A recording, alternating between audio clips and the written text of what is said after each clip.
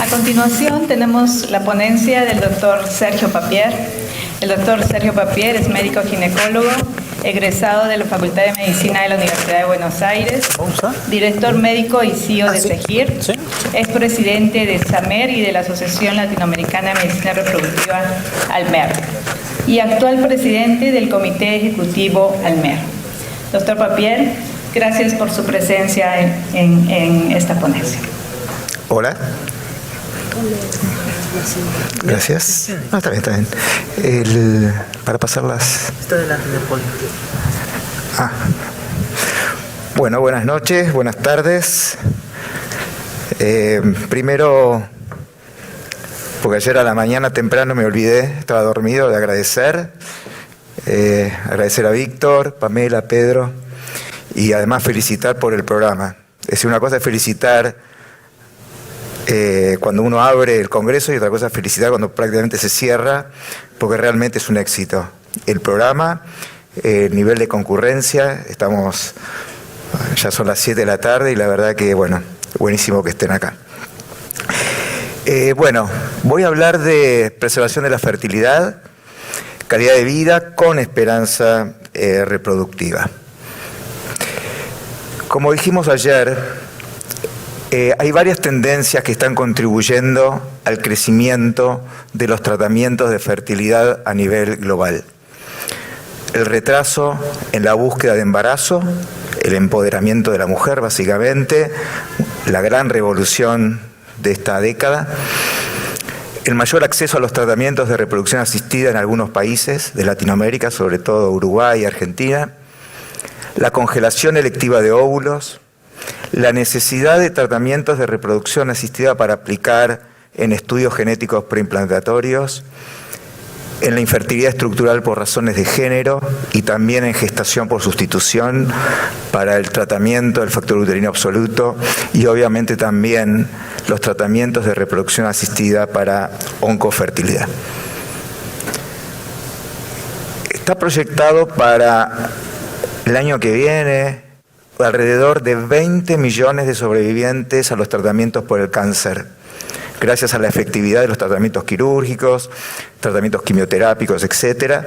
Y muchos de ellos, estos pacientes en edad reproductiva y muchos de ellos adolescentes, niños, niñas, adolescentes y jóvenes, adultos jóvenes. Con lo cual va a ser necesario contener esta demanda con servicios especializados en oncofertilidad, médicos especializados en oncofertilidad, psicólogos, biólogos, etc.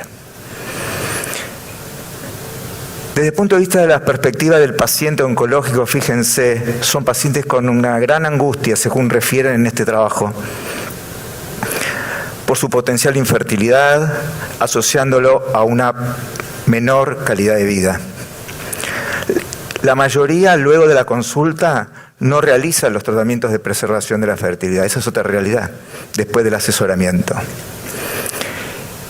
Y aquellos que lo hacen tienen una conciencia muy limitada de los desafíos futuros, sobre todo con el uso del material congelado. Tanto sea los costos, las bajas tasas de éxito.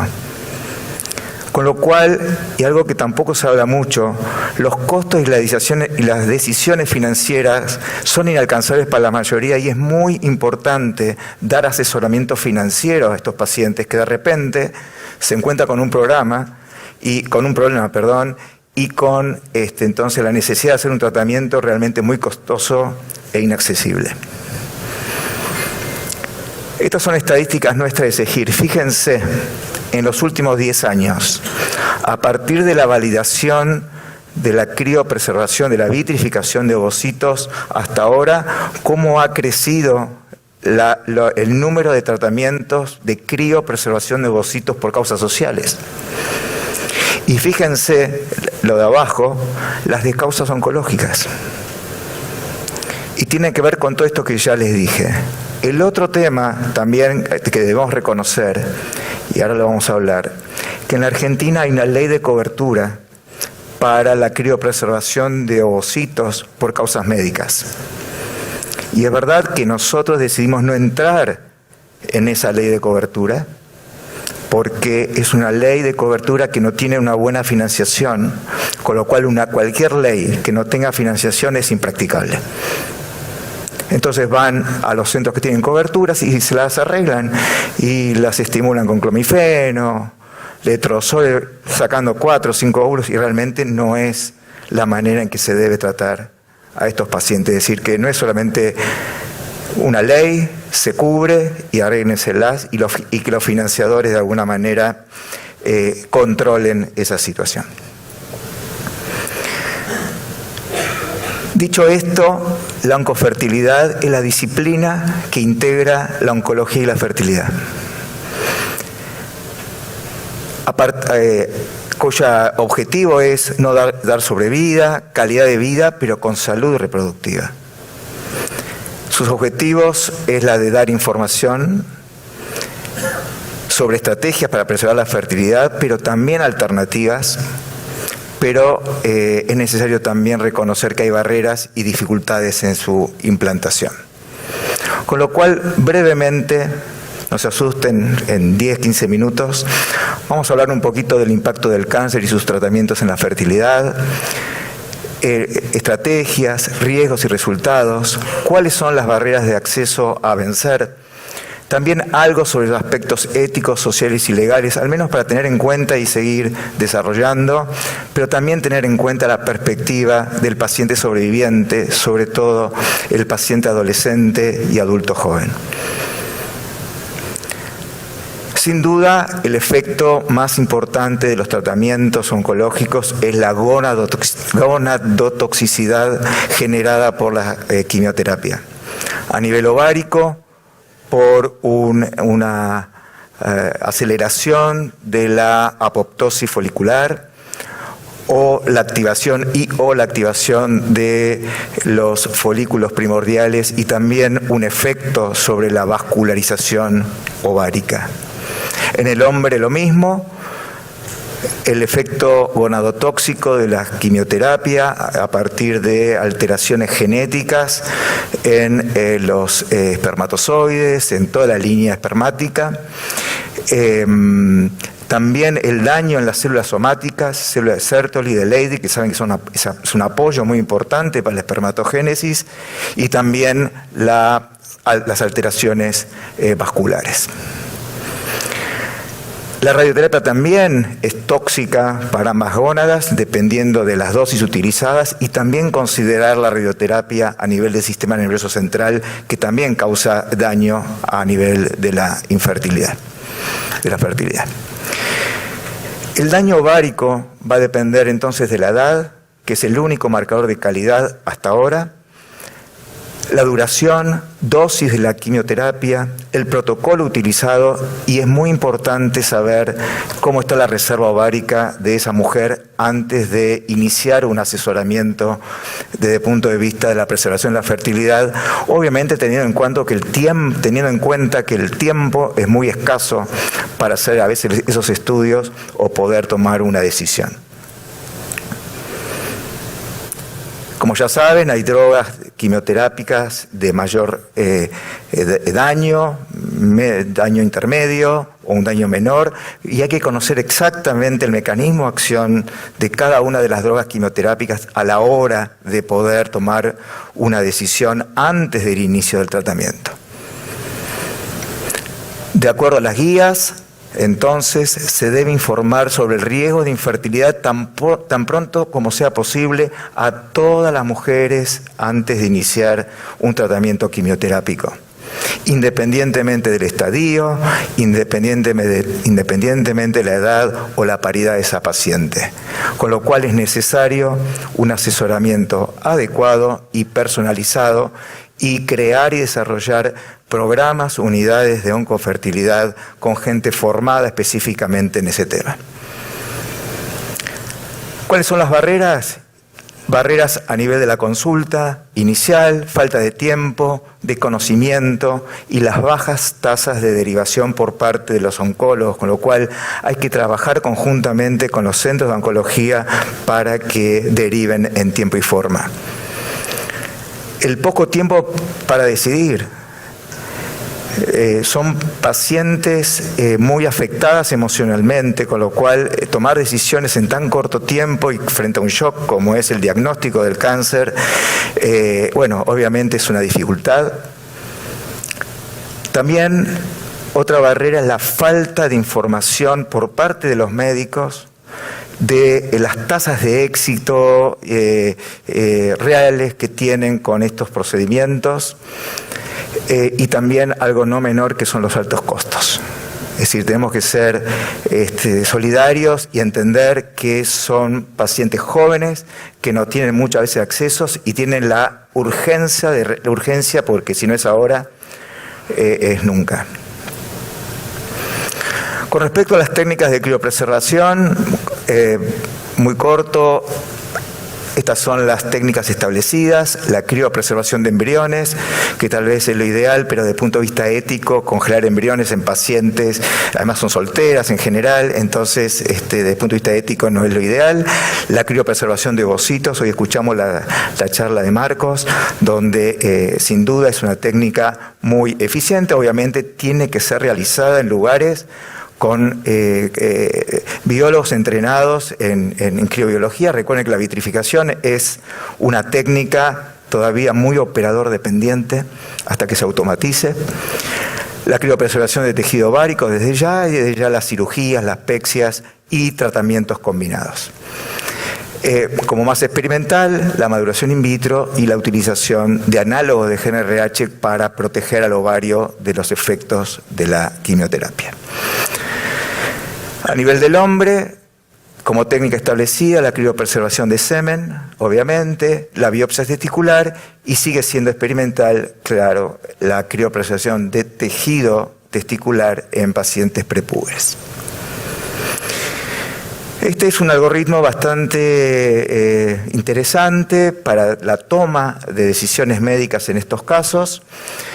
Primero, evaluar junto con el paciente y si tiene menos de 40, menos de 38 años sobre todo, si el pronóstico de su enfermedad es favorable o no, si el embarazo futuro es compatible con la enfermedad de base, y por otro lado saber si hay riesgos de infertilidad y si la preservación de la fertilidad es una decisión óptima. En ese caso se evalúa el tiempo que tenemos disponible antes del inicio de la quimioterapia y en ese caso entonces vemos todas las alternativas. En caso de poco tiempo, bueno, solamente proteger al ovario con algún agente protector. Si tenemos 2 semanas, la estimulación ovárica, yo no me voy a detener en esto porque Joaquín va a hablar algo de estimulación ovárica. Si tenemos más tiempo, 3 semanas, se puede hacer el Duo-Stim, que también se mencionó ayer. Si no tenemos tiempo y no hay riesgo de, al trasplantar ese ovario, de generar metástasis, entonces se puede proponer una congelación de tejido ovárico, técnicas combinadas o la transposición ovárica en el caso de radioterapia. Desde el punto de vista de la eficiencia, la idea es tener un rango entre 8 y 20 ovocitos, pero para lograr 1 o 2 embarazos. Y todo eso va a depender un poco de la edad.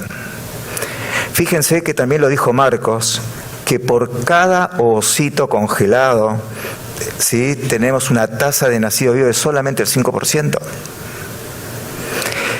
Y se necesitarían alrededor de 20 ovocitos para tener una chance aceptable de embarazo en estos pacientes, que todavía no conocemos el efecto del cáncer sobre la calidad, por otro lado. Y fíjense que en el promedio de ovocitos congelados en nuestro centro es de 8, inclusive de pacientes con indicación por indicación, digamos, social. Y lo que hay que tener en cuenta es que no es solamente una cuestión de cantidad, sino también de competencia ovocitaria. Y ya vimos en la charla de Marcos la importancia de evaluar, en este caso por iDAScore, el embrioscopio, etcétera, estas 5 competencias: fecundación, desarrollo embrionario, ploidía y obviamente después implantación y evolución. Fíjense que estas chicas jóvenes que van a realizar un tratamiento con quimioterapia tienen diferentes preocupaciones, entre ellas también nos sugieren recomendaciones. Entre esas recomendaciones que surgen de los pacientes es proporcionar orientación para los próximos pasos. Orientar con instrucciones paso a paso, a corto y largo plazo. Nos piden que incorporemos profesionales de la salud mental para ayudarlos a comprender sus opciones para los próximos pasos. Y en muy poco tiempo. Y además evitar la incertidumbre sobre lo que vendrá y cómo acceder a la atención a los próximos pasos. Por otro lado, también nos proponen recomendar o implementar plataformas digitales como primer asesoramiento. Muchas veces acceder a la consulta cara a cara les lleva mucho tiempo. Nadie las atiende, la secretaria está en otra cosa, etcétera, etcétera, y para ellos el tiempo es oro. Pero también promover el cara a cara para obtener información médica relevante posterior o situaciones muy complejas. Pero la telemedicina es muy útil en este tipo de pacientes para acceder rápidamente a un primer asesoramiento. En caso de cara a cara, acceso rápido a esa consulta personal y obviamente consentimientos informados, entregados en tiempo y forma y que sean comprendidos por los pacientes. Nosotros desarrollamos, y aquí vamos a entrar un poquito en inteligencia artificial, y yo creo que la inteligencia artificial también tiene un lugar en la oncofertilidad, desde ya en la reproducción asistida, pero en la oncofertilidad. Hablando de la hoja de ruta de los pacientes y el paso a paso. Y básicamente en lo que es el asesoramiento preconcepcional, algo muy difícil. Decir a la paciente qué chance de embarazo futuro va a tener con esos ovocitos. Generalmente informamos de acuerdo a las estadísticas que recogemos de la bibliografía, las estadísticas del centro o la experiencia personal. Pero no sabemos cada individuo qué chance real tendría con, en ese caso, con las variables clínicas que se puedan evaluar. Este es un algoritmo que justamente evalúa de manera personalizada, en base a la hormona antimuleriana, FSH, LH, estradiol, conteo de folículos centrales, obviamente semen donante, las posibilidades de embarazo que puede tener una paciente en base a esas variables clínicas. Y esto me parece que es importante porque es un análisis objetivo de esa paciente en particular para tomar una decisión médica. O inteligencia artificial para definir un protocolo de estimulación. Todavía no está definido en este grupo de pacientes, pero sí está definidos algoritmos para personalizar los esquemas de estimulación para cada paciente, y entiendo yo que esto también hay que desarrollarlo para pacientes oncológicos en virtud a los diferentes esquemas de estimulación específicos para este tipo de pacientes.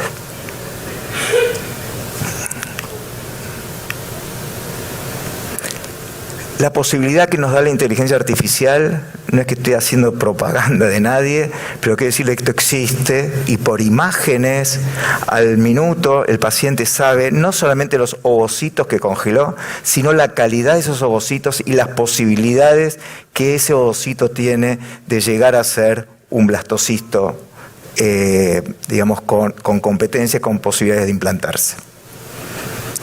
Desde el punto de vista de la seguridad, y voy terminando, está demostrado que la congelación de ovocitos no afecta los resultados postnatales, y que tampoco realizar los tratamientos de fertilidad y posponer los tratamientos oncológicos va a afectar la evolución de la enfermedad de base. Considerar todos estos aspectos éticos en todas las cuestiones de la medicina reproductiva, pero y específicamente en oncofertilidad.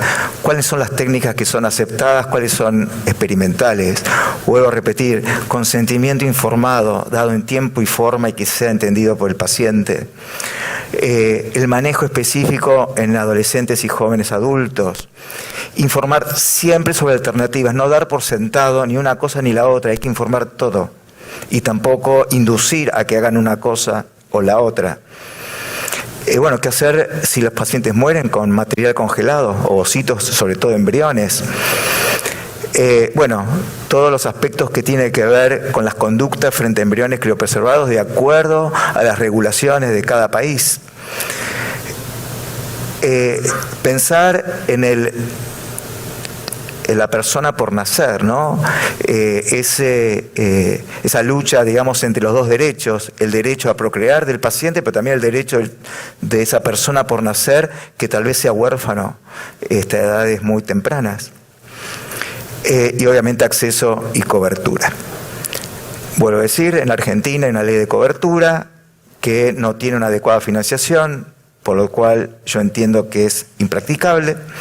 Y como conclusión, entonces, es necesario crear programas de oncofertilidad, centralizados sobre todo en adolescentes y adultos jóvenes. Nosotros, los profesionales, debemos estar familiarizados con estas recomendaciones que les mencioné.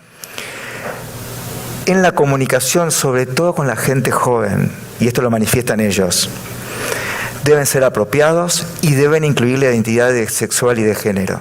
Muchas veces nosotros nos olvidamos y nos referimos a la vieja usanza y hay que tener mucho cuidado con esto porque los chicos jóvenes son muy sensibles a estas cuestiones. Y la importancia del apoyo de sus pares para normalizar sus experiencias y para obtener orientación. Los recursos, llámese inteligencia artificial, basados en la telemedicina, son considerados aceptables y convenientes. La telemedicina debe estar disponible y debe haber un acceso rápido a las consultas cara a cara. Y como dice Teresa Woodruff, que de alguna manera fue la pionera en lo que es la oncofertilidad, ella dice que no es solo una especialidad médica, sino que es un compromiso con la esperanza y la calidad de vida, y es un recordatorio de que cada persona tiene derecho a un futuro reproductivo, inclusive y sobre todo, yo diría, los pacientes con cáncer. Muchas gracias.